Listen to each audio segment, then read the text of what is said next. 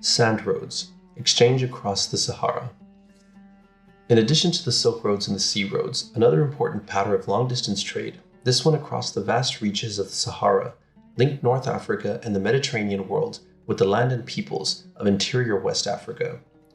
Like the others, these sand road commercial networks had a transforming impact, stimulating and enriching the West African civilization and connecting it to larger patterns of world history during the Third Wave era. Commercial beginnings in West Africa. Trans-African trade, like the commerce of the Silk Roads and the Sea Roads, was rooted in environmental variation. The North African coastal regions, long part of Roman or later Arab empires, generated cloth, glassware, weapons, books, and other manufactured goods.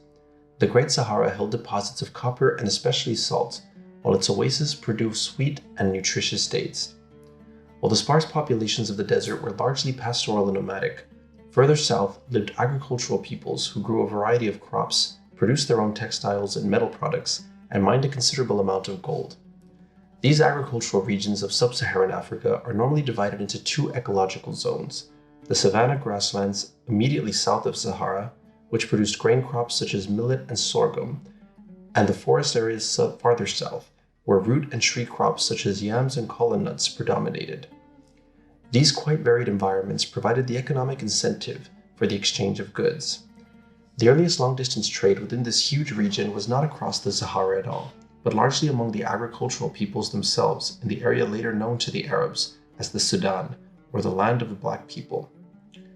During the first millennium BCE, the peoples of Sudanic West Africa began to exchange metal goods, cotton textiles, gold, and various food products across considerable distances using boats along the Niger River and donkeys overland. On the basis of this trade, a number of independent urban clusters emerged by the early centuries of the Common Era. The most well-known was Djenné, which was located at a crucial point on the Niger River, where goods were transshipped from boat to donkey, or vice versa. This was the Niger Valley civilization, described in Chapter 6. Gold, salt, and slaves, trade and empire in West Africa. A major turning point in African commercial life occurred with the introduction of the camel to North Africa and the Sahara in the early centuries of the Common Era. This remarkable animal, which could go for 10 days without water, finally made possible the long trek across the Sahara. It was camel-owning dwellers of desert oases who initiated regular trans-Saharan commerce by 300 to 400 CE. Several centuries later, North African Arabs, now bearing the new religion of Islam, also organized caravans across the desert. What they sought above all else was gold, which was found in some abundance in the border areas straddling the grasslands and the forests of West Africa. From its source, it was transported by donkey to transshipment points on the southern edge of the Sahara, and then transferred to the camels for the long journey across the desert. African ivory, kola nuts, and slaves were likewise in considerable demand in the desert, the Mediterranean basin, and beyond. In return, the peoples of the Sudan received horses, cloth, dates, various manufactured goods, and especially salt from the rich deposits in the Sahara. Thus, the Sahara was no longer simply a barrier to commerce and cross-cultural interaction. It quickly became a major international trade route that fostered new relationships among distant peoples. The caravans that made the desert crossing could be huge, with as many as 5,000 camels and hundreds of people. Traveling mostly at night to avoid the daytime heat, the journey might take up to 70 days, covering 15 to 25 miles per day.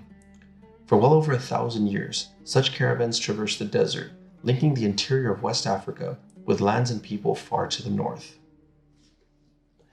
As in Southeast Asia and East Africa, this long-distance trade across the Sahara provided both incentives and resources for the construction of new and larger political structures.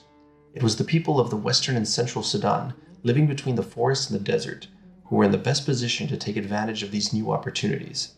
Between roughly 500 and 1600, they constructed a series of states, empires, and city-states that reached from the Atlantic coast to Lake Chad, including Ghana, Mali, Songhai, Kanem, and the city-states of the Hausa people. Almost all of them were monarchies with elaborate court life and varying degrees of administrative complexity, and military forces at their disposal. All drew on the wealth of trans-Saharan trade, taxing the merchants who conducted it. In the wider world, these states soon acquired a reputation for great riches. An Arab traveler in the 10th century CE described the ruler of Ghana as the wealthiest king on the face of the earth because of its treasures and stocks of gold.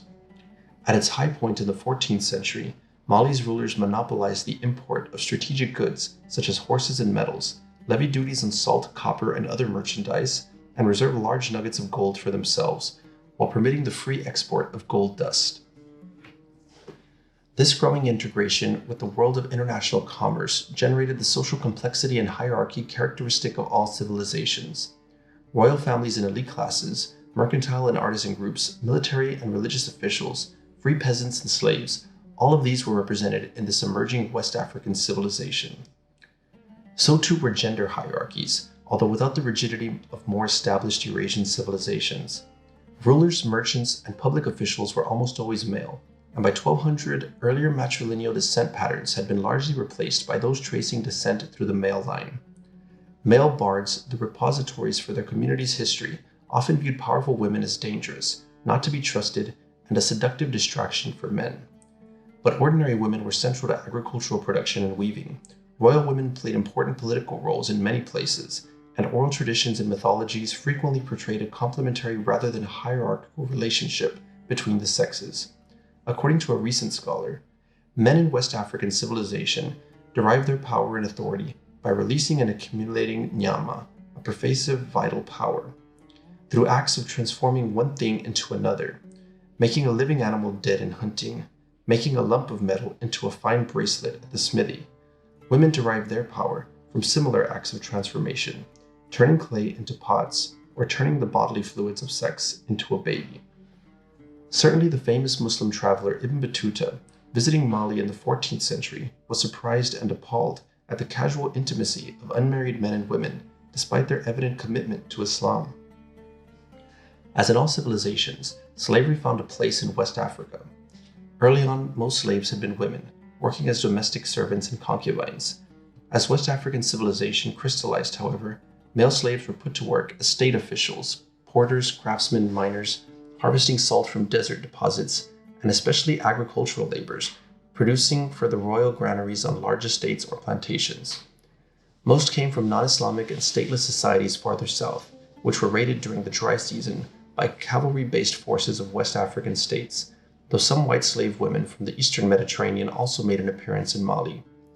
A song in honor of one 11th century ruler of Canaan boasted of his slave raiding achievements.